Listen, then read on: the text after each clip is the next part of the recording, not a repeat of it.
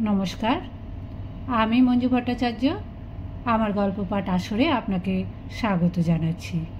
পড়ছি মহাভারতের নারী গ্রন্থ থেকে যতুগৃহ দাহ অংশটির তৃতীয় পর্ব। সেই সকল বারাণাথবাসী এই বিলাপ পড়তে থাকলে অগ্নিদগ্ধ সেই যতুগৃহের চারপাশে অবস্থান করতে লাগল। এদিকে পাণ্ডবেরা সকলে ও মাতা কুন্তির সঙ্গে সুরক্ষিতভাবে সেই সুড়ঙ্গ পথ দিয়ে বাহিরে নির্গত হয়ে অন্যের অলক্ষিত অবস্থায় দ্রুত গমন করতে লাগলেন। কিন্তু সেই নিদ্রার ব্যাঘাতে এবং ভয়ে ভীম ভিন্ন অপর পাণ্ডবগণ এবং কুন্তী দেবী আর পথ হাঁটতে পারছিলেন না। তখন ভয়ঙ্কর বেগ ও পরাক্রমশালী ভীমসেন মাতাকে ও সকল ভ্রাতাকে বহন করে পথ চলতে লাগলেন। মাতা কুন্তীকে কাঁধে নিয়ে, নকুল ও সহদেবকে কোলে করে এবং যুধিষ্ঠির ও অর্জুনকে বাহুতে ধারণ করে মহাবল ভীমসেন শরীরের বেগে গাছ ভেঙে এবং পায়ের আঘাতে ভূতল বিদীর্ণ করে বায়ুর ন্যায় বেগশালী হয়ে অতি দ্রুত গমন করতে লাগলেন। দ্রুত বেগশালী ভীম মাতা কুন্তী ও ভ্রাতাদের নিয়ে সুড়ঙ্গ পথের শেষে গঙ্গা তীরে উপস্থিত হলেন। সেখানে বিদুর একজন অত্যন্ত বিশ্বস্ত ও অভিজ্ঞ ব্যক্তিকে মন ও বায়ুর ন্যায় দ্রুতগামী সর্বপ্রকার বায়ুর বেগ সহ্য করতে সমর্থ এবং পতাকাযুক্ত একটি কলের নৌকা নিয়ে গঙ্গা তীরে অপেক্ষমান রেখেছিলেন। সেই নৌকাখানিকে বিশ্বস্ত লোকেরা মঙ্গলময় গঙ্গা তীরেই নির্মাণ করেছিল।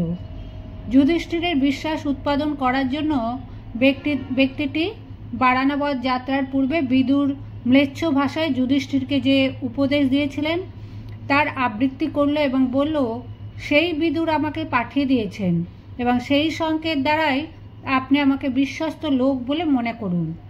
আর সর্ববিষয়জ্ঞ বিদুর পুনরায় আপনাকে জানানোর জন্য আমাকে বলেছেন, হে কুন্তীনন্দন, কর্ণ ভাতৃগণের সঙ্গে দুর্যোধন এবং শকুনিকে নিশ্চয়ই আপনি যুদ্ধে জয় করতে পারবেন।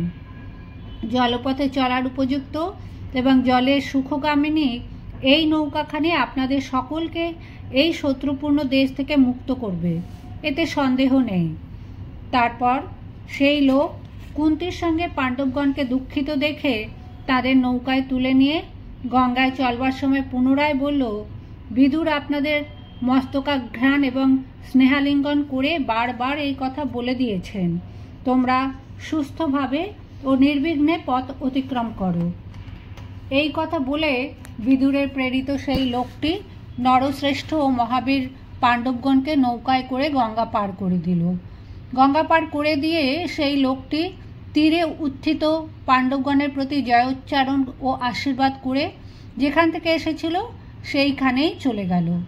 তারা নৌকা পরিত্যাগ করে রাত্রিতেও নক্ষত্র দেখে পথ জেনে দক্ষিণ দিকে গমন করতে লাগলেন। পাণ্ডবগণ আশ্রয়স্থান লাভ করবার জন্য যত্নবান হয়ে নিবিড় বনে গিয়ে উপস্থিত হলেন। তারপর তারা পরিশ্রান্ত, পিপাসার্ত এবং নিদ্রায় কাতর হয়ে পুনরায় ভীমসেনকে বললেন, এর থেকে আর কোনো দুঃখ বেশি হতে পারে যে আমরা বনের মধ্যে দিক নির্ণয় করতে পারছি না এবং চলতেও পারছি না। পাপাত্তা পুরোচন দগ্ধ হলো কিনা তাও জানতে পারলাম না এবং অজ্ঞাতভাবে এই ভয় থেকে কি করে মুক্ত হব তাও বুঝতে পারছি না। যুধিষ্ঠির ভীমকে পুনরায় তাদের বয়ে নিয়ে যেতে বললেন। ভীমসেন কোমলাঙ্গী মাতা কুন্তী দেবীকে পিঠে নিয়ে অতি কষ্টে নদীর তীরে এবং উচ্চ নিচ জায়গায় বয়ে নিয়ে যেতে লাগলেন। সন্ধ্যাকালে তিনি একটা ভয়ঙ্কর নদীর কাছে উপস্থিত হলেন। সেখানে ফল, মূল ও জল অল্প ছিল। তখন প্রবল তৃষ্ণায় ভীম ভিন্ন অন্য পাণ্ডবগণ পরিশ্রমে, পিপাসা এবং প্রবল নিদ্রার আবেশে গমন করতে সমর্থ হলেন না। তখন কুন্তী অত্যন্ত কাতর হয়ে পুত্রগণকে বললেন, আমি পঞ্চপাণ্ডবের মাতা হয়ে এবং তাদের মধ্যে থেকেও পিপাসায় অত্যন্ত কাতর হয়ে পড়লাম। কুন্তীর আক্ষেপ শুনে যুধিষ্ঠিরের আজ্ঞায় ভীম জল আনার জন্য যাত্রা করলেন। ভয়ঙ্কর নির্জন ও বিশাল বনের মধ্যে বিশাল ছায়াযুক্ত এক বটগাছের নিচে তিনি মাতা ও ভ্রাতাদের বিশ্রামের জন্য রেখে গেলেন। সারসগণের রব শুনে ভীমসেন এক জলাশয়ে উপস্থিত হয়ে জলপান ও স্নান করে ভ্রাতাদের জন্য জল নিলেন। অনেক অনেক পদ্মপত্র দ্বারা পৃথক পৃথক বেঁধে সে পুটকগুলিকে আবার উত্তীর্ণ বস্ত্রে নিয়ে জল আনয়ন করলেন। তিনি মাতাকে ও ভাতৃগণকে ভূতলে নিদ্রিত দেখে শোকে কাতর হয়ে অনেক বিলাপ করলেন। ভীমসেনকে সব থেকে বেশি আঘাত করেছিল যে শত্রুসমূহ বিজয়ী বসুদেবের ভগিনী, কুন্তিরাজের কন্যা, সর্বসুলক্ষণ সম্পন্না বিচিত্রবীর্য রাজার পুত্রবধূ, ভ্রাতা পাণ্ডু রাজার ভার্যা, পাণ্ডবদের মাতা, পদ্মকোষের ন্যায় গৌড় বর্ণা, অত্যন্ত কোমলাঙ্গী এবং মহামূল্য শয্যায় শয়ন করার যোগ্যা কুন্তী দেবী বন মধ্যে ভূতলে শয়ন করে আছেন। তিনি এরূপ শয়ন করার যোগ্যা নন। একে এই অবস্থায় দেখে তার হৃদয় বিদীর্ণ হয়ে যাচ্ছে। ভীমসেন পরপর জ্যেষ্ঠ ভ্রাতা যুধিষ্ঠির ও কনিষ্ঠ 3 ভ্রাতাকে ভূতলে নিদ্রিত অবস্থায় দেখলেন। যে গভীর ঘন জঙ্গলের মধ্যে পথক্লান্ত পিপাসার্ত পাণ্ডবেরা উপস্থিত হলে যুধিষ্ঠিরের আদেশে ভীমসেন জল আনতে গেলেন এবং ভীমসেন ফেরবার পূর্বেই কুন্তী ও অন্য 4 পাণ্ডব ভ্রাতা নিদ্রিত হয়ে পড়লেন। প্রত্যাগত ভীম তাদের প্রহরায় জাগরুক রইলেন। সেই বন আসলে হিড়িম্ব রাক্ষস ও তাঁর ভগিনী হিড়িম্বার দখলে ছিল। মানবদেহের গন্ধে হিড়িম্ব রাক্ষস লুব্ধ ও উজ্জীবিত হয়ে পড়ল। সে ভগিনী হিড়িম্বাকে এই মানুষদের ধরে আনতে পাঠালো। অনিন্দ সুন্দরীর রমণীর বেশে উপস্থিত হয়ে হিড়িম্বা দেখল কুন্তীর সঙ্গে পাণ্ডবগণ নিদ্রাভিভূত আর বলিষ্ঠ দেহ ভীমসেন জেগে আছেন। তখন তরুণ শালবৃক্ষের ন্যায় উন্নত এবং জগতে অতুলনীয় সুন্দর ভীমসেনকে দেখেই হিড়িম্বা কামাতুরা হয়ে পড়ল এবং ভাবল, এই পুরুষটির আকৃতি প্রয়াগের বট বৃক্ষের ন্যায় স্থূল ও দীর্ঘ, সিংহের ন্যায় স্কন্ধ, কান্তি উজ্জ্বল, শঙ্খের ন্যায় গ্রীবা এবং পদ্মের ন্যায় নয়ন। সুতরাং এই বলিষ্ঠ পুরুষই আমার উপযুক্ত পতি হবেন। সুতরাং ভ্রাতার হিংস্র স্বভাবযুক্ত আদেশ বাক্য আমি কখনো পালন করব না, কারণ পতি স্নেহ যত প্রবল ভ্রাতার সৌহার্দ্য তত প্রবল নয়। এদের ব্রত করলে এবং ভক্ষণ করলে আমার ও ভ্রাতার একটুকাল মাত্র তৃপ্তি হবে। সুতরাং বধ না করে আমি অনেক কাল আমোদ করব। এই ভেবে কামরূপিণী হিড়িম্বা উত্তম মানুষী রূপ ধারণ করে ধীরে ধীরে মহাবাহু ভীমসেনের কাছে উপস্থিত হল। দিব্য অলঙ্কারে অলঙ্কৃত হিড়িম্বা লজ্জাবশতই যেন অবনত হয়ে ঈষৎ হাস্য করে ভীমসেনকে এই কথা বলল, হে পুরুষ শ্রেষ্ঠ, আপনি কে? কোথা থেকেই বা এসেছেন? দেবতার মতো এই রূপবান পুরুষেরাই বা কারা?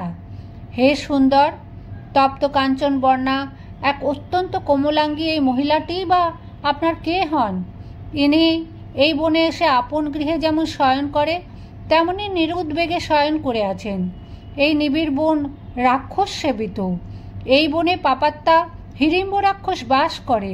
আপনাদের মাংস খাবে বলে আমার ভ্রাতা দুরভিসন্ধি সম্পন্ন সেই রাক্ষসী আমাকে পাঠিয়ে দিয়েছে, কিন্তু আপনাকে দেবপুত্রের মতো দেখে আমি অন্য পুরুষকে পতি করতে ইচ্ছা করি না। ভীমসেন তখন সেই শায়িত পুরুষ ও নারীকে যথাক্রমে ভ্রাতা ও মাতা বলে পরিচয় করিয়ে দেন। ইতিমধ্যে ভগিনীর বিলম্ব দেখে রাক্ষস হিড়িম্ব সেই স্থানে উপস্থিত হয়ে দেখল যে তার ভগিনী সুন্দরী রমণের রূপ ধারণ করে ভীমসেনের প্রেম প্রার্থনা করছে। প্রচণ্ড ক্রুদ্ধ হিড়িম্ব ভীমসেনকে যুদ্ধে আহ্বান করল। পাছে মাতা ও ভ্রাতাদের নিদ্রা ভঙ্গ হয়, এই কারণে ভীমসেন তাকে টানতে টানতে শত হস্ত দূরে নিয়ে যান। কিন্তু পরস্পরের প্রচণ্ড গর্জনে কুন্তী ও পাণ্ডবদের নিদ্রা ভঙ্গ হয়। অর্জুন ভীমসেনকে সহায়তা দেবার ছলে উত্তেজিত করতে থাকেন। উত্তেজিত ভীমসেন হিড়িম্ব রাক্ষসকে মাথার উপর তুলে ঘোরাতে ঘোরাতে ছুঁড়ে ফেলে দিয়ে বধ করেন।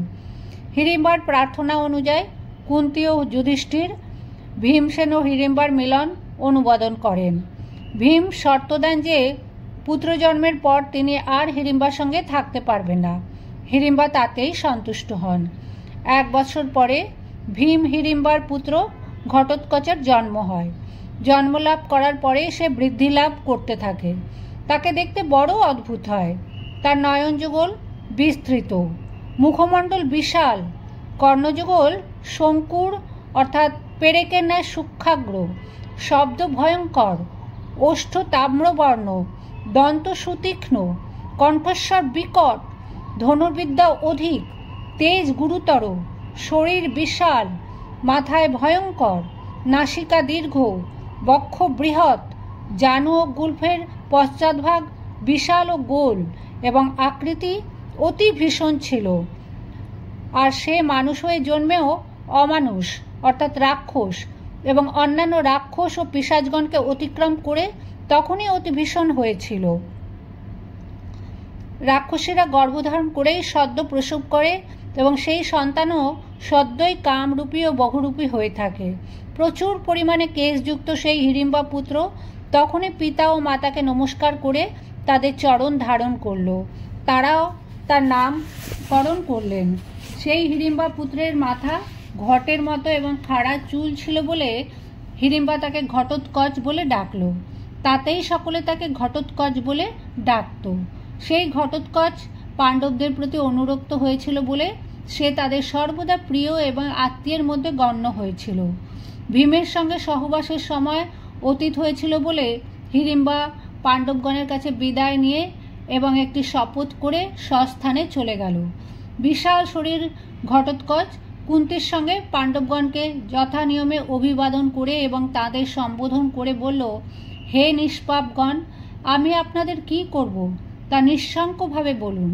ঘটোৎকচ এই কথা বলে কুন্তি তাকে বললেন, তুমি কুরুবংশে জন্মেছ, সাক্ষাৎ ভীমের তুল্য হয়েছ এবং পঞ্চপাণ্ডবের জ্যেষ্ঠ পুত্র হয়েছ।